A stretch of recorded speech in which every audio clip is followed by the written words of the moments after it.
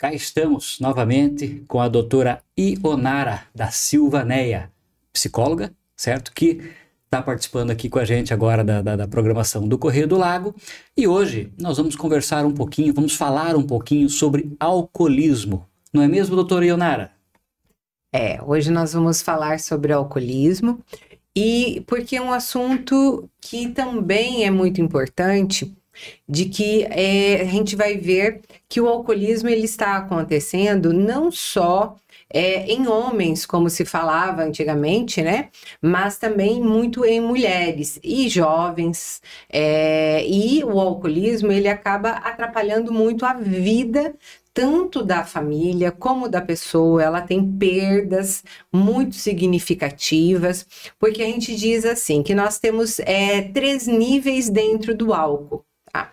Nós temos aquele nível inicial, que quando a pessoa ela toma 1, 2 cervejas ou um copo de uma caipirinha ou de alguma coisa, e ela... Nesse inicial, é a primeira fase que nós colocamos. Então, a pessoa ainda está consciente, né, do que ela está fazendo.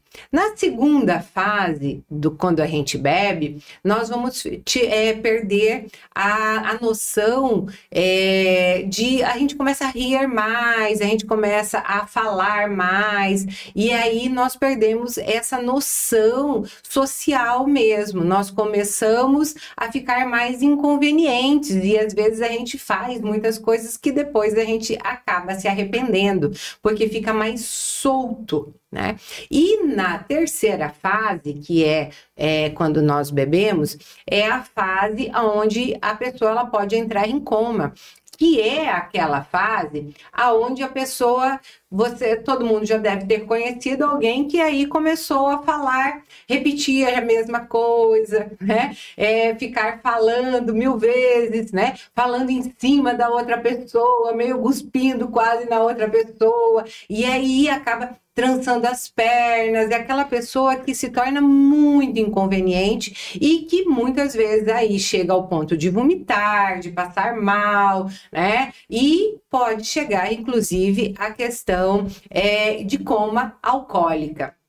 E depois, né, de tudo isso, nós temos também a fase onde nós ficamos depressivos no outro dia, aonde a gente fica muito arrependido do que a gente fez, porque muitas vezes pode ter tido consequências, né? Às vezes, muitos casos, até mesmo de traição ocorre por causa da bebida, né? Porque fica tudo muito fácil quando a gente bebe, então de falar coisas que depois a gente se arrepende, e aí começa a ter consequências na vida das pessoas. E nossa região é uma região onde as pessoas bebem muito, né? Bebem e ainda socialmente ela é aceita em todos os lugares, é aceito.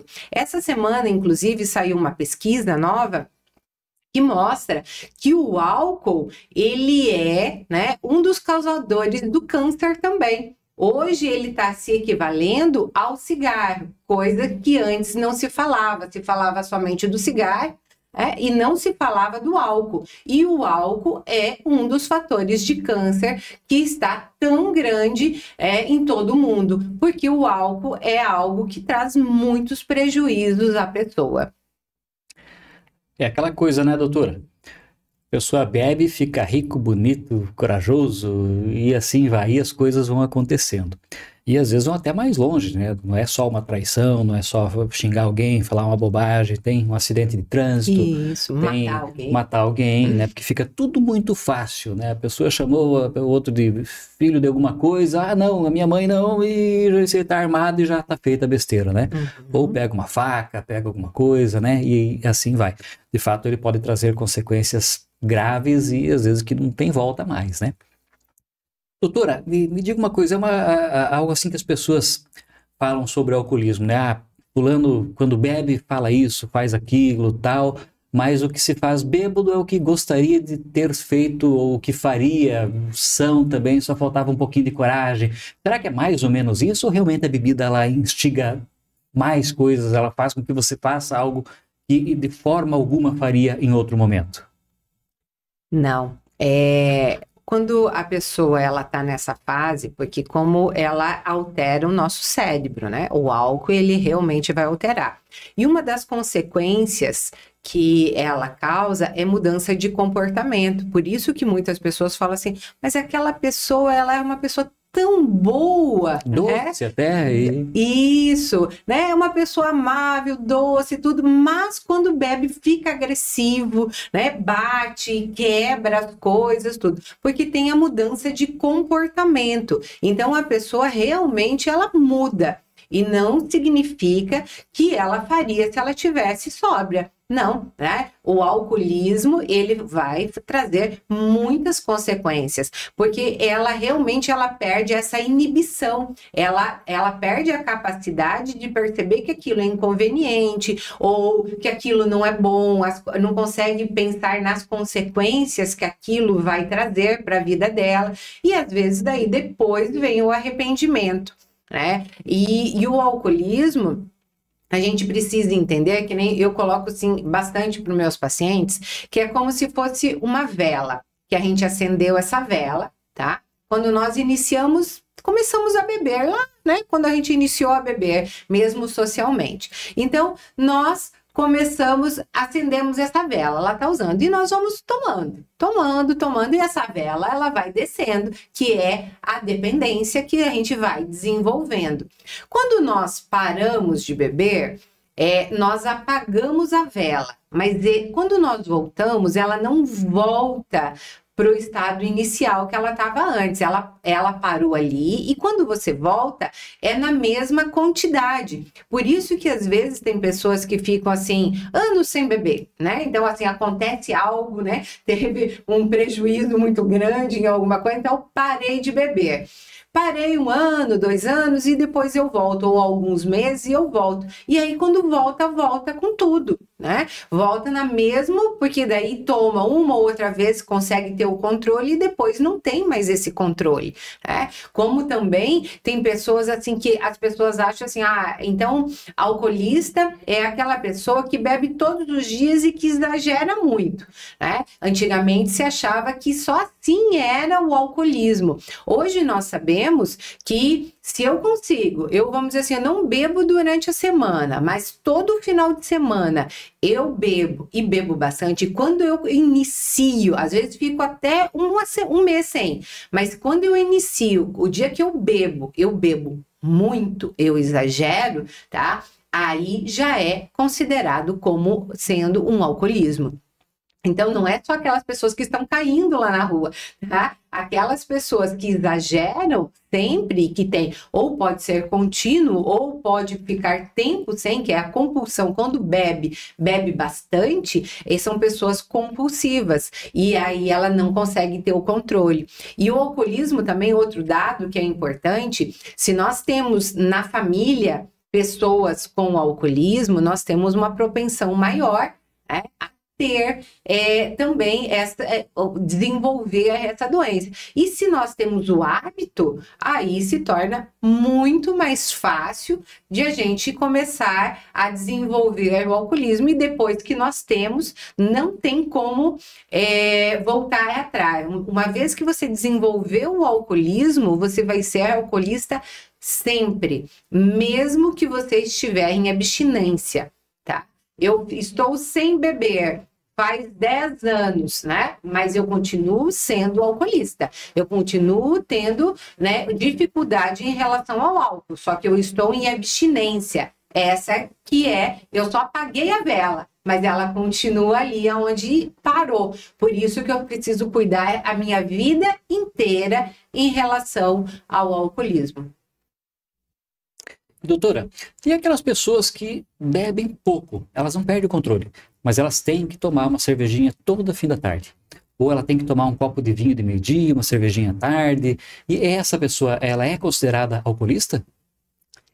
Então, isso é uma polêmica, né? É algo assim que a gente coloca. Assim, se precisa, vamos pensar, a gente não considera como um alcoolismo, mas tem uma tendência muito grande a ser, tá? A você desenvolver com o tempo esse alcoolismo e beber mais, tá? Eu sempre coloco assim, se eu preciso de uma bebida para que eu consiga relaxar, né? Porque sempre no final do dia, então é para relaxar, para conseguir dormir bem e tudo. Se eu não estou conseguindo relaxar naturalmente, né? Eu não consigo me autorregular sozinho, sem nenhuma substância, então algo está errado comigo. Tá? Então, é isso que a gente precisa entender, de que se eu preciso do álcool, né, para que eu faça qualquer coisa, ou até para dormir, eu não estou bem, e o meu corpo, a minha mente, está dando sinais de que tem algo grave acontecendo comigo. Às vezes o nível de estresse está muito alto, às vezes eu estou deprimido, né? Às vezes eu tenho alguma outra coisa, mas aí eu preciso tratar antes que eu desenvolva e depois não tem mais como voltar atrás, porque às vezes eu sou um abusador, né, que eu digo em relação ao álcool, eu abuso do álcool, mas eu não sou um alcoolista, mas eu posso, de uma hora para outra, eu perder o controle e entrar no alcoolismo. E depois que você desenvolveu o alcoolismo, não tem mais volta. Você vai ser alcoolista e aí você pode estar em abstinência ou não, né? Mas vai ser sempre. Você pode até conseguir se controlar, então, né? Mas é dependente do álcool. Né?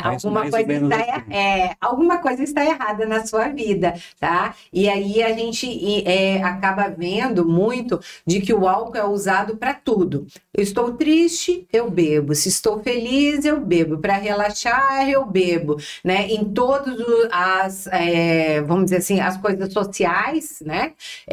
Tem a questão da bebida. As pessoas não sabem se divertir sem a bebida, não sabem fazer nada sem a bebida. Então, alguma coisa dentro da nossa sociedade, né? A gente vai pensar que está muito doente, porque se eu preciso de algo para que eu me sinta bem, para que eu relaxe, para que isso seja algo natural, né? Alguma coisa está muito errada. E aí a gente pode ver. Aí eu tenho um paciente que fala assim, mas todo mundo bebe, doutora, né?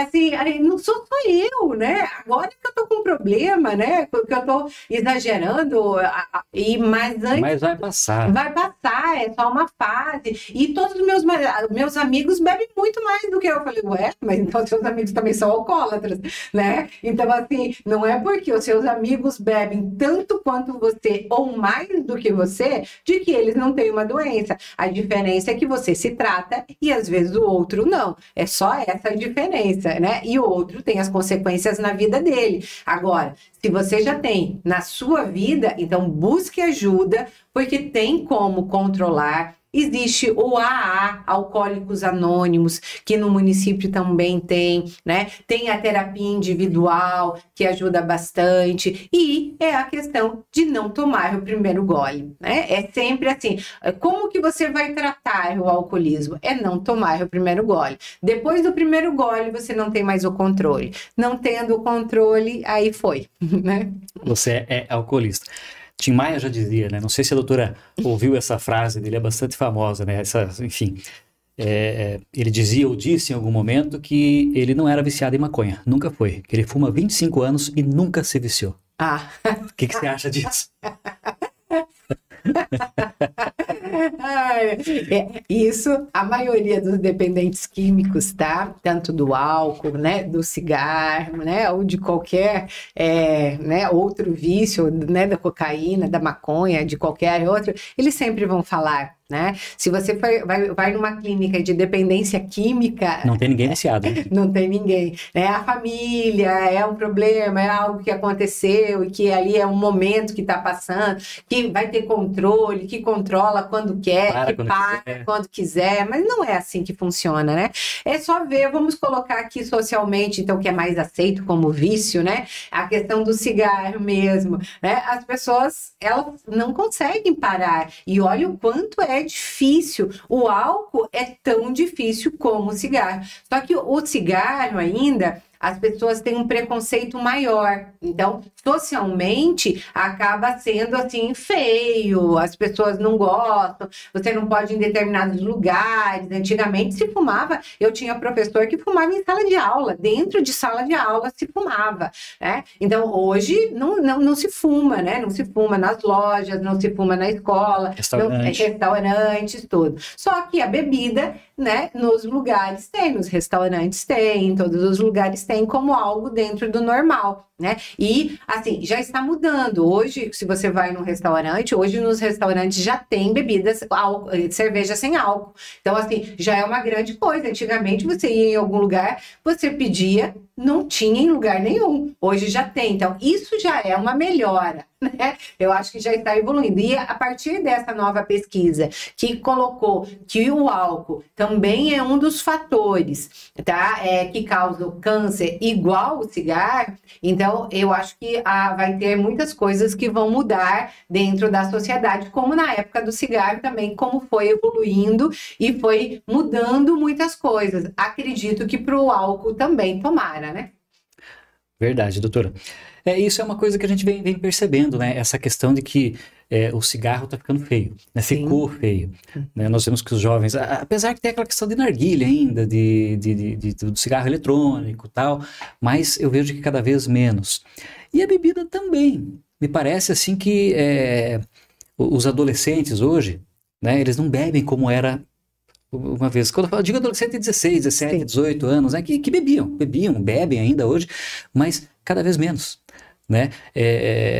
Fato esse que até motivou uma pesquisa que foi feita algum tempo atrás, um estudo, enfim, que a vida noturna tem diminuído também, justamente acompanhando essa questão de beber menos, porque antes se saía mais, porque saía para beber. E hoje muitos dos nossos jovens não bebem mais, né? O que é bom, tem essa questão da vida noturna que também era boa, né? Mas essa história de beber menos tem acontecido, né, também, e com o cigarro mais ainda, até porque, como a doutora disse, ficou feio, né, hoje fumar é brega, então, ou tem se tornado, enfim, né, então as pessoas tomam mais cuidado e não tem se viciado, né, me parece. Assim, isso realmente, se a gente for ver a questão da juventude, ela está bebendo bem menos do que na nossa época, de fato. Na nossa época, porque era muito mais natural, como a questão do cigarro mesmo, na época lá é natural. Hoje já as pessoas sabem das consequências, tudo, né? Então, estão bebendo menos, mas estão também saindo menos, né? Estão se divertindo menos, né? Não tendo tantas relações sociais, assim. Então, assim, melhora em algumas coisas, piora em outras, e assim vai, né? Mas, assim, o fato de não estarem bebendo já é uma grande coisa, né? E hoje, se a gente observar, também tem muita questão do cuidado com o corpo, cuidado com a saúde. Então, hoje já se sabe muitas coisas, então, de que não vai beber porque isso vai fazer mal, porque, né, causa isso, causa aquilo. Então, assim, hoje tem as opções, então as pessoas estão optando por ter uma vida mais saudável, na alimentação, praticando atividade física, e isso é excelente. Quanto mais atividade física, menos abuso de substâncias vai ter. De fato. Outra coisa que chama atenção também, né, que é interessante, é que, não precisa ir muito longe, 10 anos atrás, se você fosse até num restaurante, mas num baile, tinha muito baile, uma época não tem mais tanto também, né, e pedisse uma Coca-Cola, chegava a ser estranho. Não é mesmo? As pessoas, parece que tinha que tomar cerveja, né? Tinha que tomar uma bebida alcoólica. Hoje não. Hoje é normal não beber. Você pede uma cerveja zero, você sem álcool, né? Água mineral, Coca-Cola, enfim, algo do gênero, né? Isso é bacana também. Doutora, antes de encerrar, vamos voltar um pouquinho atrás aí do que nós estávamos falando. A doutora falou que quem tem um alcoolista na família já tem uma possibilidade, uma chance maior de o ser também. Isso é pelo ambiente ou é genético mesmo? Então, tem muitas pesquisas, não se sabe ao certo, tá? Mas a gente observa, na clínica que eu trabalhei de dependência química, a gente fazia anamneses, né? E aí nós avaliávamos na questão da dependência se tinha na família ou não.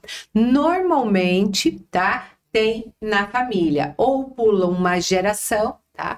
Aí a gente pode pensar assim, por que pula uma geração? Às vezes pelos traumas, né? Então, assim, pelos traumas de ver tudo o que acontecia, a pessoa tem aversão né? A bebida, tudo, e aí pula. E aí vamos pensar, os netos daquele, né? Não viu, não enxergou tudo aquele sofrimento. E aí tem a questão do abuso. Então, tem a questão ambiental, tem, né? Tem a questão, tem uma predisposição genética, acredito que tenha, mas ainda não é nada comprovado oficial, que tenha, né? tá? Então, assim, mas a gente observa que o ambiente é uma dos fundamentais ali. Se a gente vai ver, se você...